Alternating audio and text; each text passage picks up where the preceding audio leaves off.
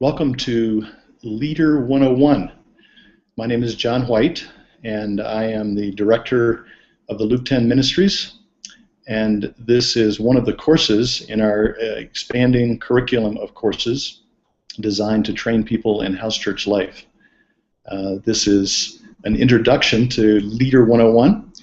And in this video, I want to share two things with you. I want to share with you the way we're structuring the lessons in Leader 101, and I also want to explain to you why this course may be absolutely unique, may be different from anything you've ever experienced before in terms of learning and courses. Let me explain what I mean. In school, we've all taken lots of courses and classes, and the main focus in that setting is the content. So we might be in a course and the teacher would say, your assignment is to read chapter 12 in the workbook, and there's some questions to answer, or maybe I want you to write a report on that, or come prepared to interact with people in the class on the content in chapter 12. And as you read through chapter 12, you're engaging with it with your mind. You're saying, I agree with this, I disagree with that, I understand this, I don't understand that, or here's how this could be applied or implemented. Again, it's with your mind, you're engaging with the content. That's typically the way most of us have gone through school, our education, and then also in the church. We've had courses very much the same way, Bible studies and so on. Our courses are, in some senses, radically different than that. Let me explain what I mean. In John 16, Jesus makes an amazing statement. He says, I'm leaving, but I will ask the Father to send another paraclete. Now, the word paraclete gets translated different ways. It gets translated a comforter or counselor. We kind of even like the idea of coach. So the two key words here, another paraclete.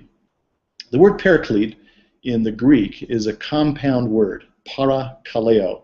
Kaleo means to call. Para means alongside or with. So it's someone called alongside to help, somebody who's with us. The other word that's really important, we might overlook, is the word another paraclete. The word in the Greek literally means another one just like the first one. The people that were listening, the disciples that were listening to Jesus, when he shared these things, understood that he was the first paraclete. They had been spending time with him for 3 years. And now Jesus was saying the Father was going to send someone else, another paraclete, just like the first one. And so their experience with Jesus had been amazing. For 3 years, they had had hundreds, maybe thousands of conversations about all kinds of content. They had dialogued about all kinds of issues. For instance, in Matthew 16, Jesus asked the disciples a question. He says, who do men say that I am? And they said, well, some say you're John the Baptist, and some Elijah, and some Jeremiah, or one of the prophets. And then he asked him another question, who do you say that I am? And this is, of course, Peter's great answer, you are the Messiah, the Son of the living God. And Jesus says, that is exactly right. Right on, Peter. You have spoken correctly. You didn't learn that, Peter, from flesh and blood. You learned that from my Father. So what you see going on is a dialogue, a conversation that Jesus is having with his disciples. They're learning a lot about this whole issue of who Jesus is, the idea of the Messiah, but they're learning it in the context of relationship, and especially relationship with Jesus. We want Leader 101 to be that same kind of experience. We also have the Paraclete, the Holy Spirit, living inside of us. And so we've structured this class so that it's not primarily about content. There is content, and it's important, but it's secondary. The important thing is your dialogue, your interaction with the Holy Spirit, with the Paraclete. Let me explain how this works. Each lesson has 4 assignments to it. The first assignment will be to read some articles or maybe to watch some videos. As you're doing that, here's the critical thing. We want you to read until the Holy Spirit stops you. So at that point, when the Holy Spirit stops you, We want you to take the word, the phrase, the idea, the sentence where he stopped you, write that in your journal, and then ask this question. So, Lord, what do you want to say to me about this? Use this as a springboard for conversation with the Lord and record your dialogue.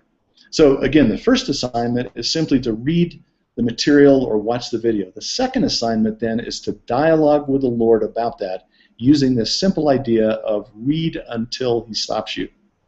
The third assignment is then to take what you've learned in your dialogue with Jesus and share that with some others. Share it with your CO2 partner. You might say, here's what I believe the Lord was saying to me today.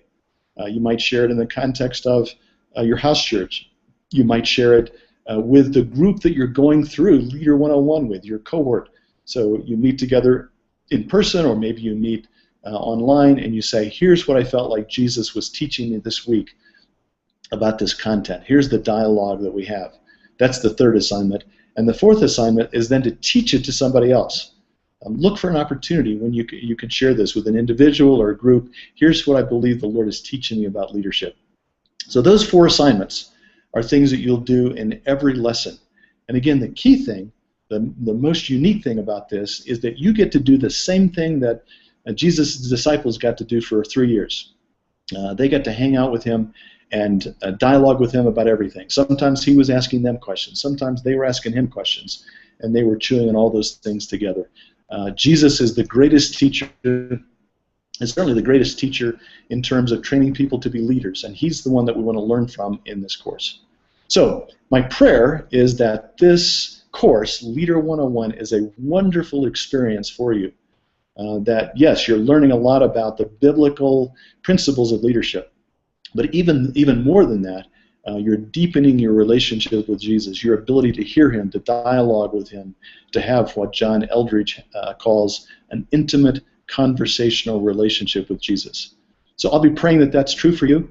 If I can help in any way, please let me know. You're certainly welcome to email me at john.lk10@gmail.com.